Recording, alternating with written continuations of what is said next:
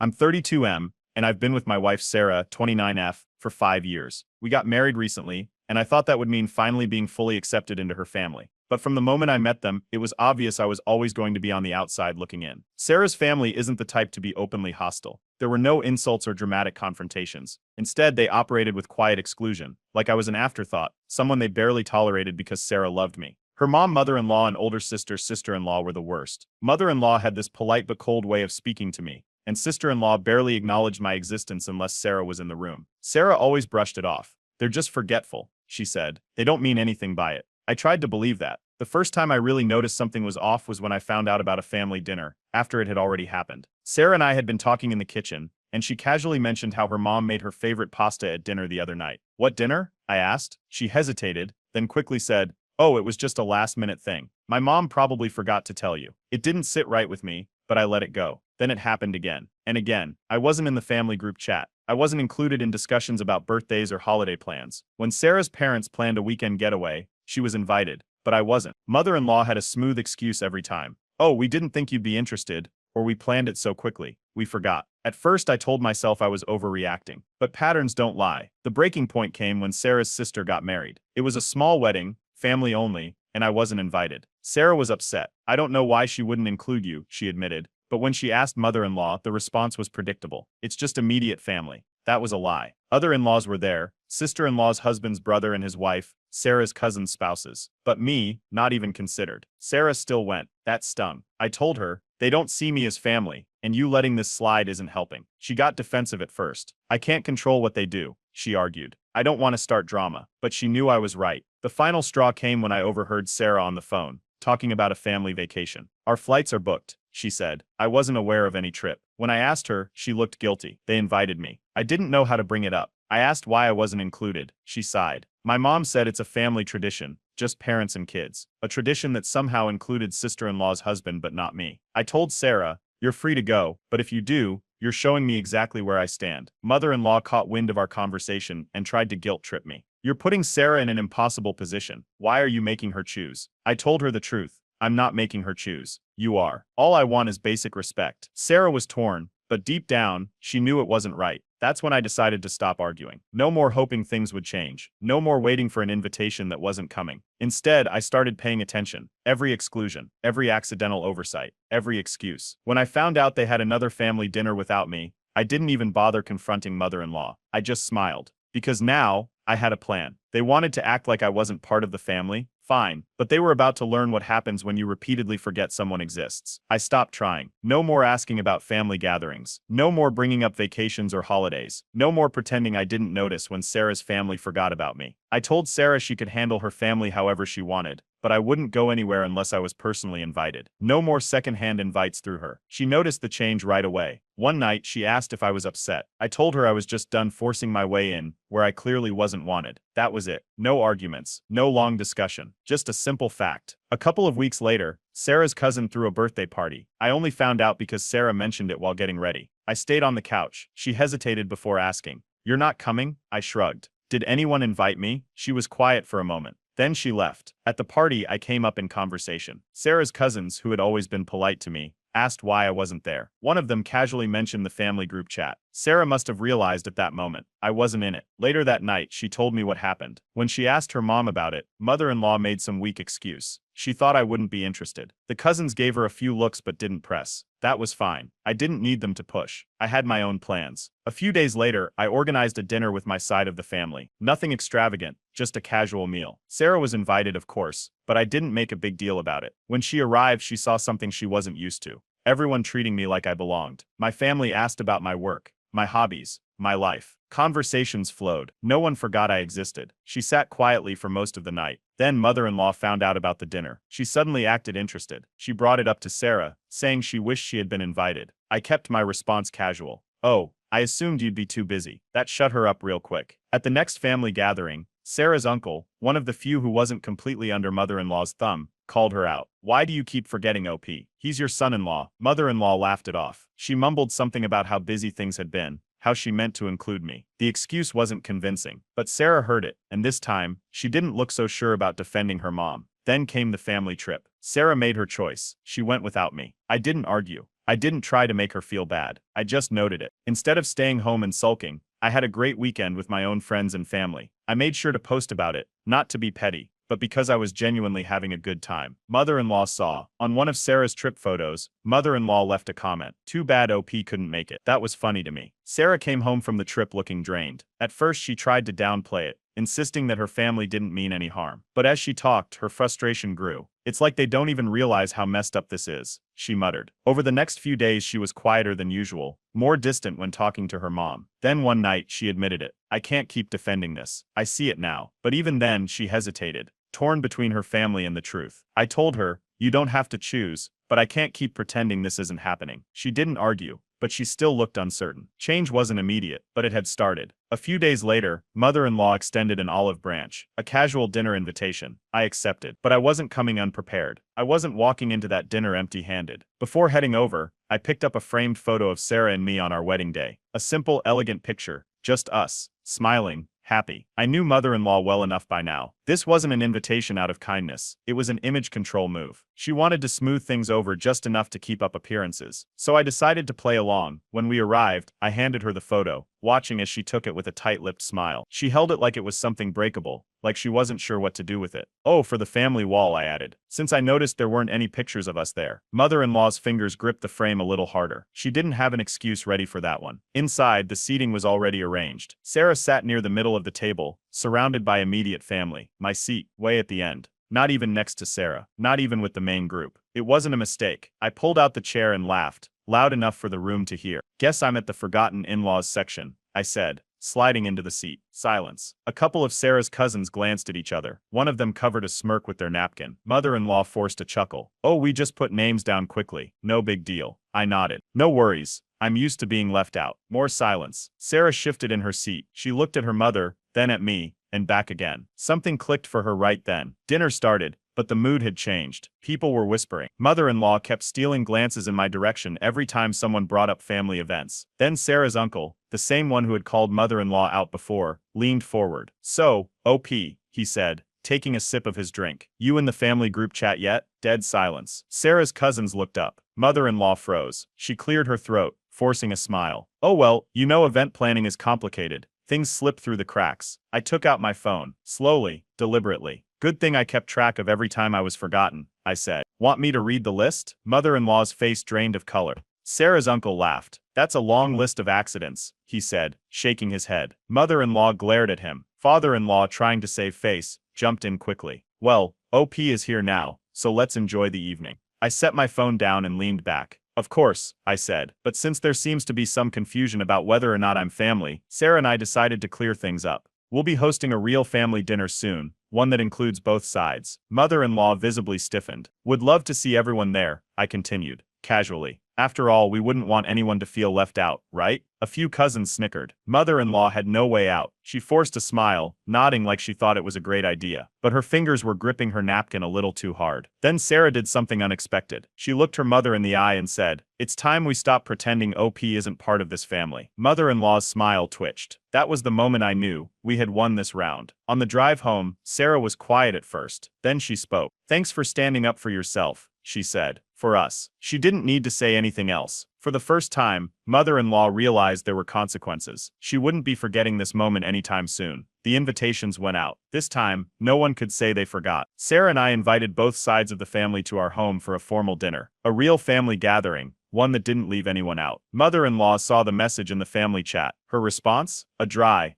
"Oh wow, how thoughtful." I didn't reply. No point in engaging. The invite was clear, and she couldn't pretend she didn't see it. A couple of days later, word got around that mother-in-law was complaining to relatives. She felt weird about coming, didn't know what to expect, didn't feel comfortable. Sarah found out. She didn't hold back. She told her mother straight up. Skipping this dinner would be an obvious snub. Everyone was invited. Everyone was expected to show up. Mother-in-law had no excuses. So, she came. But she wasn't happy about it. The night of the dinner, everything was set up perfectly. No forgotten seating arrangements this time. The table was arranged so that Sarah and I were at the center, with both families spread out evenly. No weird little corners. No spots at the end of the table. Mother-in-law and father-in-law arrived together. Mother-in-law's smile was forced, but she plastered it on anyway. Father-in-law nodded at me, staying neutral. Still, barely even looked in my direction. Didn't bother me. Dinner started. Conversations flowed. My family was warm, engaging, making jokes, asking about Sarah and me. Mother-in-law was stiff, barely contributing. Then, when things got a little too quiet, I dropped it. It's great to have a full family gathering where no one is forgotten. Mother-in-law nearly choked on her drink. Sarah's cousins jumped in immediately. Yeah, finally, right? One of them grinned, looking at mother-in-law. Another chuckled, clearly enjoying the moment. Mother-in-law set her glass down. Her shoulders tightened. Well, she started. I've never been great at planning things. Sometimes I just forget. I didn't even need to say anything. Father-in-law sighed. Loud enough for the table to hear, he muttered. Or maybe you just didn't want to invite him. The whole table went dead silent. Mother-in-law stiffened. Her jaw clenched. She looked at father-in-law like she wanted to kill him. Sarah watched the whole exchange. Something in her changed right then. Mother-in-law forced a weak smile. I guess I should try harder to include you. I just nodded. I let the silence do the work for me. Because this time, mother-in-law was the one sitting in discomfort. After the dinner, mother-in-law started testing the waters. She made a few subtle attempts at conversation, asking Sarah how I was doing, making sure I overheard her mentioning me in passing. Then, slowly, she ramped it up. A few smiley face texts, a casual comment under one of Sarah's photos. It wasn't genuine. It was calculated. And I wasn't biting. It was all fake. But I played along. A few days later, Sarah got a message from her mom. Maybe OP should be in the family chat after all. What do you think? It wasn't an apology. It was a calculated move. Sarah replied, if you want him in, add him yourself. Hours later, I got the notification. No welcome message, no acknowledgement, just a quiet, reluctant addition, as if she could pretend everything was fine now. Sarah saw it too. She didn't say anything, just gave me a look. We both knew exactly what this was. Mother-in-law wasn't apologizing. She was just trying to rewrite history. I stayed in the chat, didn't post, didn't react, just let it sit. Then, a few weeks later, mother-in-law pulled her next move. It started with a big announcement in the chat, a family vacation. She made a huge deal about inviting me. Everyone's coming. It'll be so much fun, she said. We really want to include OP this time. Sounded good, until I got the details. The hotel was already booked. The rooms were set, and somehow there just wasn't space for me. Mother-in-law assured me it wasn't intentional. We can figure something out, she said. You can just stay at a different hotel nearby. I didn't respond. I just turned to Sarah. She put her phone down, stood up, and called mother-in-law directly. Sarah didn't hold back. She told her mother straight up. If I wasn't staying with the family, she wasn't going. Mother-in-law tried to scramble, backtracking, saying maybe they could work something out, but it was too late. Sarah's message was clear. If I wasn't included fully, neither was she. The moment Sarah pulled out, the whole trip started falling apart. Without her, a couple of cousins backed out. Then, father-in-law hesitated, and suddenly mother-in-law's perfect little plan was crumbling. A day later, father-in-law called me. Mother-in-law was upset. She felt like Sarah was choosing me over family. I laughed. The irony wasn't lost on me. Mother-in-law had spent years pushing me out. Now, she was getting a taste of it herself. Then sister-in-law lost it. Out of nowhere, she sent a nasty message in the chat. She called me manipulative, said I was turning Sarah against her family, that I was ruining traditions. Sarah saw the message. She left the chat immediately. And then, for the first time, she cut sister-in-law off completely. Mother-in-law must have realized how badly she was losing control because she called me directly. Tried to sound calm, pretended to be remorseful. Let's not make this a bigger deal than it is. I let her talk. Then I said, no apology needed. Just actions that prove I'm actually part of this family. Then I hung up. That was the last time mother-in-law tried to play her little games with me. Weeks went by with silence from mother-in-law. Then out of nowhere, she invited Sarah and me to dinner at her house. That had never happened before. Not once. Sarah saw the invite first and showed it to me. We both knew she was up to something, but we accepted. I wanted to see what her next move was. The first thing I noticed when we walked in, my photo was on the family wall. It hadn't been there before. It was a cheap attempt at damage control. The frame was smaller than the others, squeezed in awkwardly between pictures of vacations and birthday parties I hadn't been invited to. Sarah glanced at it but didn't say anything. She didn't need to. We both knew exactly what mother-in-law was doing. Mother-in-law greeted us with over-the-top enthusiasm. She offered me food multiple times, making sure to serve me first. Acting like the perfect host. Laughing too much. Smiling too wide. She was overcompensating. Then came the slip-up. At one point, she laughed a little too hard and joked, "Gotta be careful now, or OP might expose me again." Father-in-law coughed into his drink. A few cousins awkwardly looked away. I just smirked. Mother-in-law realized what she had said and quickly changed the subject. That was the moment I knew. She wasn't actually changing. She was just scared of being embarrassed again. And that meant I had already won. Sister-in-law had been growing more distant ever since Sarah started standing up to their mother. At first, it was subtle. Short responses in their chats, skipping out on casual invites. But when Sarah called out their mother at dinner, she snapped. "You've changed," she told Sarah, and not in a good way. She wasn't just mad at me anymore. She is mad that Sarah wasn't playing along. Didn't change anything for me. On the way home, Sarah let out a long sigh. "I don't even recognize my mom anymore," she said. "She's trying so hard, but I can tell she doesn't mean it." I nodded. "People like her don't change," I said. "They just adjust when they lose power." Sarah was quiet for a moment. Then she nodded too. She understood now. A week later, we made an announcement. Sarah and I were going on a vacation with my family. Mother-in-law heard about it through the group chat and lost her mind. She sent a private message to Sarah, "But we always do family vacations together." Sarah didn't even hesitate. Now you know how OP felt all these years. Mother-in-law had no response. She tried one last guilt trip, told Sarah she was breaking family tradition, that she was choosing me over them. But this time, Sarah didn't care, and just like that, the final shift happened. Mother-in-law realized she no longer controlled Sarah. I wasn't the outsider anymore. I was the one who changed everything. For the next few weeks, mother-in-law flipped the script. She was suddenly overly friendly. She sent me messages about random things, weather updates, funny memes, even an invitation to grab coffee. I ignored most of it. She started tagging me in family posts. Old photos, inside jokes from gatherings I was never included in. It was obvious what she was trying to do. She was trying to rewrite history, trying to make it look like there was never a problem. I didn't respond. I just watched. Then one day she dropped her next move. A family dinner, one she made sure to mention loudly in the group chat. But this time, a few relatives hesitated. "Wait, did OP get invited this time?" someone asked. I smirked. The cracks in her control were finally showing. So we went. The moment we walked in, I knew exactly what was happening. Mother-in-law was introducing me to extended family like I was a guest, laughing, smother-in-lawing, acting like I'd always been part of things. She hugged me in front of everyone, like she was proving a point. A few older relatives, ones who had never been involved in the drama, greeted me warmly. One of them even said, "Oh, so this is OP. I've heard so much about you." I bet they had. Mother-in-law made sure to keep the energy light. She laughed a little too hard, kept saying how great it was to have everyone together again. Then, during dinner, she said it. "It's great to have the whole family together again, without any of that unnecessary tension." I exchanged a glance with Sarah. There it was. The gaslighting attempt. Act like the problem never existed. Pretend nothing had ever happened. Sweep it under the rug.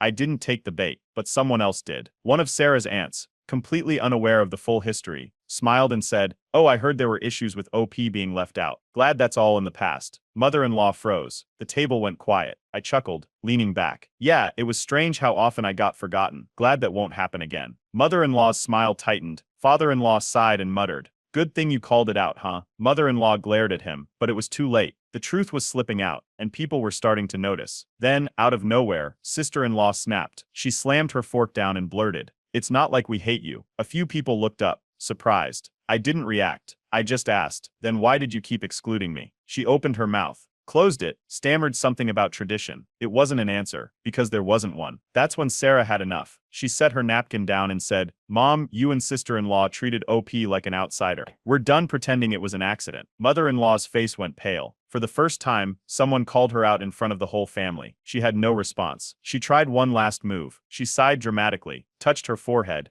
and claimed she wasn't feeling well. The classic victim escape. She stood up from the table and left the room. Sarah and I just exchanged glances. We didn't have to say anything. We had already won. After the disaster at the last dinner, Mill went completely silent. No passive-aggressive messages, no fake pleasantries, nothing. Sarah checked in once, just to see if her mom would acknowledge what happened. Mother-in-law didn't respond. I told her to leave it alone. Mother-in-law wasn't going to change. She was just regrouping. A few days later, sister-in-law had a full-blown meltdown on social media. She posted one of those vague, bitter rants about people who marry in and think they own the family. Sarah showed it to me. I laughed. It was so obvious. Sarah didn't hesitate. She commented directly under the post. "You mean people who just want basic respect?" The post was deleted within minutes. Meanwhile, the extended family started choosing sides. Some relatives stuck by mother-in-law. Others reached out to Sarah privately. A few even messaged me, saying they saw through everything. One of her cousins put it bluntly, "Your mom and sister-in-law did this to themselves. OP just exposed what was already broken." Then something surprising happened. At a different family gathering, one Sarah and I actually wanted to attend, father-in-law pulled me aside. He didn't say much, just a quiet, simple acknowledgement. "For what it's worth, I think you handled all this the right way." Then he walked away. I didn't question it, but I noted it. Father-in-law had spent years staying silent while mother-in-law pulled her stunts. Now, even he was starting to see it. Mother-in-law stopped inviting me again, but this time, Sarah refused to go without me. Every time mother-in-law planned something, Sarah responded the same way. "If OP isn't welcome,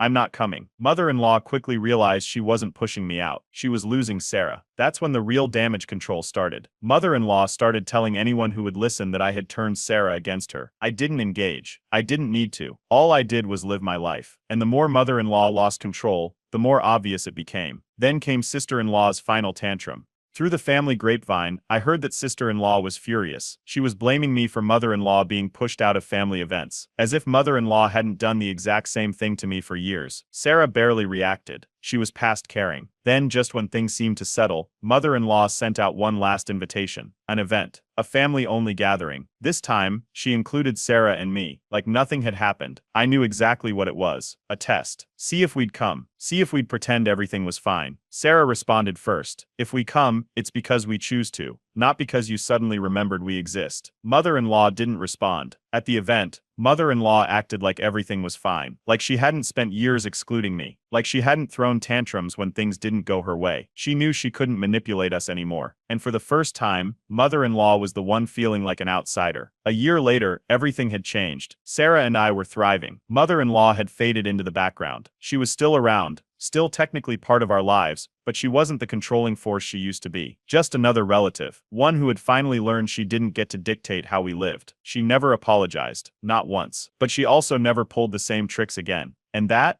was good enough for me. Sister-in-law, though, she never got over it. She refused to acknowledge my existence. If I was at a family event, she stayed on the other side of the room. She still acted like I had ruined everything. It would have bothered me once. Now, I couldn't care less. Surprisingly, father-in-law changed the most. He started talking to me separately from mother-in-law. Small conversations at first, then real ones. He'd never been the bad guy, just too scared to challenge mother-in-law. But now, he was making an effort. It didn't erase the past, but it was interesting to see. Sarah's relationship with mother-in-law would never be the same. She still saw her mom sometimes, but the blind loyalty, gone. Mother-in-law had lost her grip. She knew it too. No more guilt trips. No more passive-aggressive comments. She had learned Sarah wasn't easy to manipulate anymore. Then, right before the holidays, mother-in-law tried one last move. She invited us to a family-only Christmas dinner. It seemed innocent, until I noticed something. She didn't invite my side of the family. Sarah and I both saw it for what it was. A final attempt at control. A way to see if she could still dictate which family mattered. I didn't argue. I didn't even ask why. I just replied casually.